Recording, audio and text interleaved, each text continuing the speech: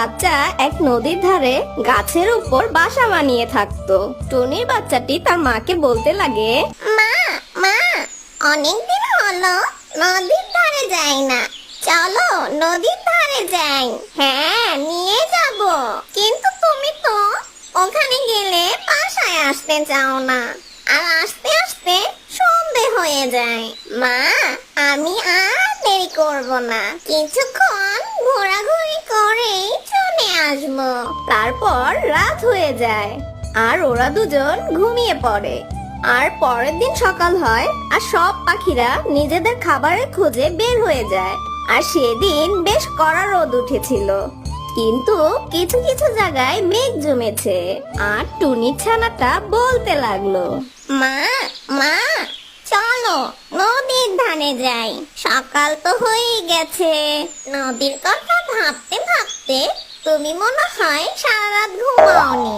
এরপর তারা নদীর ধারে যাওয়ার জন্য রওনা দিল। তোমার কি মনে আছে তোমার বাবা যখন জীবিত ছিল তখন তুমি তোমার বাবার সাথে এই নদীর তীরে খেলতে আসতে?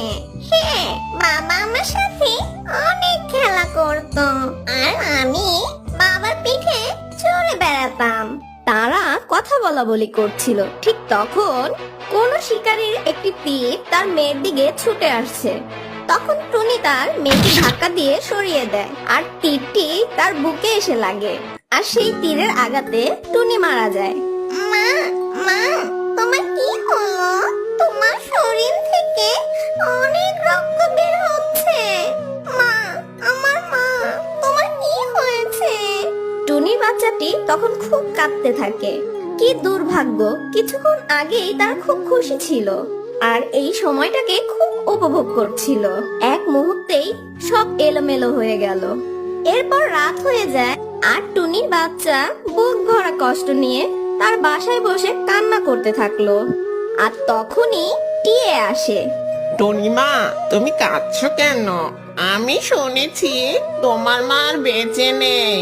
আমি মার সাথে নদীর ধারে খুব আনন্দ করছিলাম আর আমার মা আমাকে বাঁচাতে গিয়ে নিজেই শিকারের তীরে আঘাত পেয়ে মারা যায়। তুমি তো এখন নিজে থেকে নিজের খাবার সংরক্ষণ করতে পারো না, তাহলে তুমি কিভাবে বেঁচে থাকবে?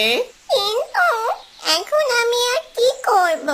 আমার ভাগ্যে হয়তো এটাই লেখা ছিল, এখন তো একা একাই বেঁচে থাকতে হবে।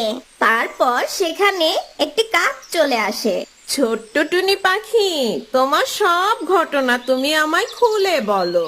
আমি জানি এখন তোমার খুব কষ্ট হবে, আমি তোমাকে সাহায্য করতে চাই। আমার বাসায় ডিম পাহারা আর বাসার সব কাজের জন্য একজনকে খুঁজছিলাম, আর এই কাজের বিনিময় আমি তোমাকে খাবার খেতে দিব। আর তোমাকে খাবার খুঁজতে বাইরেও যেতে হবে না। আজকেই তো বেচারির মা মারা গিয়েছে, আর তুমি এসে এইসব বলছো? আমি তো খারাপ কিছু বলিনি। তুমি যদি ওর জন্য খাবার খুঁজে দিতে পারো তাহলে দাও, আমি এখান থেকে চলে যাই। টিয়া পাখি তখন আমতা আমতা করতে করতে সেখান থেকে চলে গেল। আমি ছোট হতে পারি, কিন্তু আমার মা আমাকে সব কাজ শিখিয়ে দিয়েছেন, আমি সব কাজ করতে পারবো। তাহলে চলো আমার সাথে, আর কাল থেকেই তুমি আমার বাসার সব কাজ করবে। হ্যাঁ, যতদিন আমি নিজে থেকে আমার খাবার জোগাড় না করতে পারবো ততদিন আমি আপনার বাসায় কাজ করব আর আমি আপনার ডিম পাহারা দেব। এরপর কাকটি তার বাসায় চলে যায় আর তার স্বামীকে বলতে থাকে, আমি ছোট্ট টুনির বাচ্চাকে আমাদের বাসায় কাজের জন্য বলেছি, ও একটু পরেই বাসার কাজের জন্য চলে আসবে। এরপর টুনটুনি বাচ্চাটি কাকের বাসায় চলে আসে। তুমি চলে এসেছো টুনি পাখি? হ্যাঁ, আমি সব কাজ করতে পারবো, আপনি আমাকে শুধু 2 বেলা খাবার দিলেই চলবে। ঠিক আছে, তাহলে তুমি আমার ডিমটিকে দেখে শুনে রাখো আর ঘরের সব কাজ শেষ করে রাখবে। আমরা অন্য জঙ্গলে যাচ্ছি খাবার আনার জন্য। তারপর কাক দুটি সেখান থেকে চলে যায়। তারপর টুনি বাচ্চাটি পানির মটকা সরাতে গিয়ে কাকের ডিমের উপর পড়ে যায় আর ডিম ভেঙে যায়। কি করলাম আমি? এখন তো কাক এসে আমাকে অনেক বকা দিবে। অন্যদিকে কবুতর আর টিয়া পাখি বলা বলি করছিল। বাচ্চাটির কষ্ট দেখে খুব খারাপ লাগছে। মাত্র 2 বেলা খাবারের জন্য কত কষ্ট করছে বাচ্চাটা, কিন্তু আমরা তো সব সময় ওকে খাবার খাওয়াতে পারবো না। খাওয়াতে পারবো না ঠিক আছে, কিন্তু কিভাবে খাবার জোগাড় করতে হয় সেটা তো শেখাতে পারি আমরা ওকে। আর যখন নিজে নিজে খাবার জোগাড় করা শিখবে তখন তো আর কাকের বাসায় কাজ করা লাগবে না। আর টুনির মা তো আমার অনেক উপকার করেছে, আর ভালো বান্ধবীও ছিল আমার। এরপর কবুতর কাকের বাসায় যাওয়ার জন্য রওনা দিল। অন্যদিকে কাকের বাসায় কাক দুটি এসে দেখতে পেল তাদের একটি ডিম ভেঙে গেছে। অলক্ষী, অপায়া, তোমাকে দয়া করে নিজের কাছে নিয়ে আসাটাই ভুল ছিল, আর তুমি আমার এত বড় সর্বনাশটা করলে। এরপর কাকটি টুনি বাচ্চাকে অনেক মারে। আমি ইচ্ছে করে ভাঙতে চাইনি, মটকাটা সরাতে গিয়ে ভেঙে গেছে। তখনই কাকের বাসায় কবুতর পৌঁছে গিয়ে দেখতে পায় কাকটি টুনি বাচ্চাকে মেরে অনেক আহত করেছে। কাক পাখি, তুমি এই অনাথ বাচ্চাকে কেন মেরেছো? ও আমার একটি ডিম নষ্ট করে ফেলেছে।